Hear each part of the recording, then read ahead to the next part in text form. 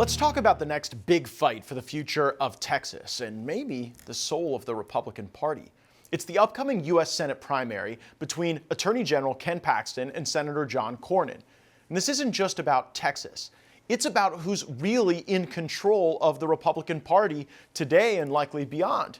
Ken Paxton has been the most hard-charging state-level attorney general in America on election integrity, immigration, battling against censorship. Ken Paxton has been a fighter. He's championed Second Amendment rights and fought for a fair economy for Texans.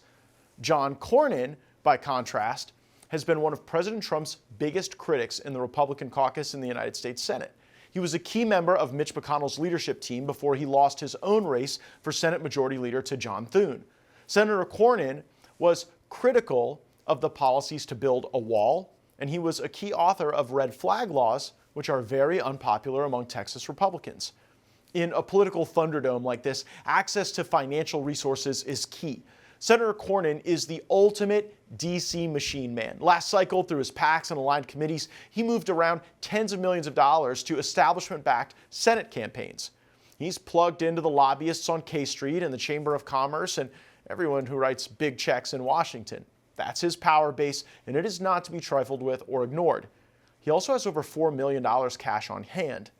Ken Paxton, on the other hand, doesn't rely on the D.C. donor class. He's powered by grassroots conservatives and Trump-aligned donors. In 2022, during his last Attorney General re-election, he pulled in over $12 million, and that was after being targeted by the Bush dynasty and Karl Rove in Texas. He still crushed it. But political campaigns aren't fundraising competitions alone. They're a battle of ideas. We wanted to know more about Attorney General Paxton's ideas, so we invited him on the show. Texas Attorney General Ken Paxton joins me now. General Paxton, congratulations on your entry into this race. What's your case for why Texas Republicans should replace John Cornyn in the U.S. Senate? Well, hey, thanks for having me on. I was great seeing you here in Texas. I tell people you did a remarkable job speaking to that Texas audience, and I appreciate you coming to Texas. So my case is this: John Cornyn's been there 4 terms. He's working on 24 years in the Senate. He doesn't represent the values of Texas. He is taking positions that are extremely unpopular, at least in the Republican base, and I think with many Texans, as it relates to guns, as it relates to the border, as it even relates to President Trump. And I feel like he's more loyal to Mitch McConnell and the Washington establishment than he is to the Texas voters. Senator Cornyn had very pointed comments directed at the Trump administration opposing the construction of a border wall. How does the issue of the border wall play among Texas Republicans? It was pretty important to Texans that the border wall be built, that we be protected. Obviously, we're a border state, largest border in the country, over 1,200 miles. And we suffer the greatest impact from the Biden policy of not enforcing federal immigration laws and participating with cartels on a mass immigration strategy. And unfortunately, one of the great things that Trump was trying to do before he left office the first time was build a wall. And he was on his way. And of course, the Biden administration stopped it, even though it was funded. We ultimately, my office, sued the Biden administration, trying to force them to stop wasting assets. And we did that. But it took President Trump coming back into office. And we know that his policies are working, and we know that the long-term strategy is to build that wall, which John Cornyn clearly opposed and has said it numerous times that he opposes it. I think half of the gun owners I know are in Florida and the other half are in Texas. John Cornyn was the principal architect of the federal red flag laws, trying to incentivize states to pass those restrictions on the Second Amendment. What role do you think John Cornyn's advocacy for red flag laws will play in this Republican primary for the Senate? Look, I saw it 3 years ago when he did it. We were at the Texas Republican convention, 12,000 delegates. He went on the stage right before me with his wife and was booed for 10 straight minutes. I'm not talking about a little boo, I'm talking loud. Before he even spoke, he just stood there and got booed. Finally, he spoke for the 20 minutes. He got booed the entire time, and he walked off stage. I happened to follow him. I got a standing ovation. So clearly there was a difference of opinion about the two of us, and it was clear to me exactly why they were upset. They were upset because he had worked with Joe Biden and the Democrats to pass the legislation you're discussing, and they did not appreciate it. And no matter what he said, they were going to communicate that unappreciation to him, and that has not stopped. They call the Senate the most exclusive club in the world, and oftentimes members of that club support one another. Are you expecting any Republican senators to support your campaign? And even though you're right now, I mean, all the polling would suggest you're the front runner, but do you expect any support out of GOP senators? Now, you know the club and how it works. I mean, you know as well as any. I don't expect a lot of support from the U.S. Senate. They all pitch in and work to help reelect the same people, and that's part of the reason that we have the problems that we do.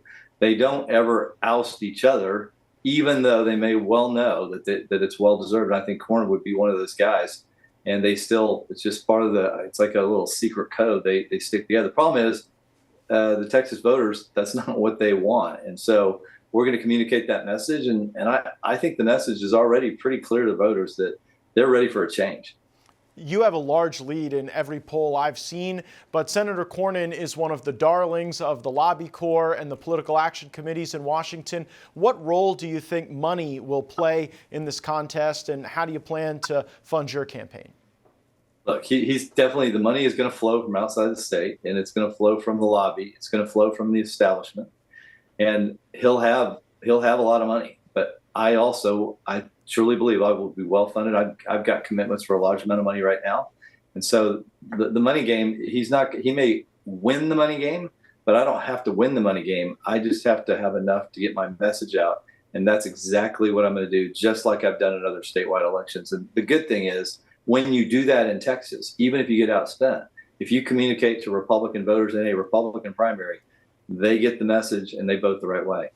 I know that President Trump has an incredibly favorable view of you. Senator Cornyn has been one of his main critics in the United States Senate over the years. President Trump has watched you lead on election integrity, on immigration. How are you approaching his endorsement? Do you have any sense of the timing of that and the importance in the race? Listen, I do it with great respect. I know that he has a lot of issues that he's focusing on. I'm certainly not his primary focus. His job is to take care of the country internationally and domestically. But at the same time, I was one of two people, the elected officials, that showed up at his announcement at Mar-a-Lago.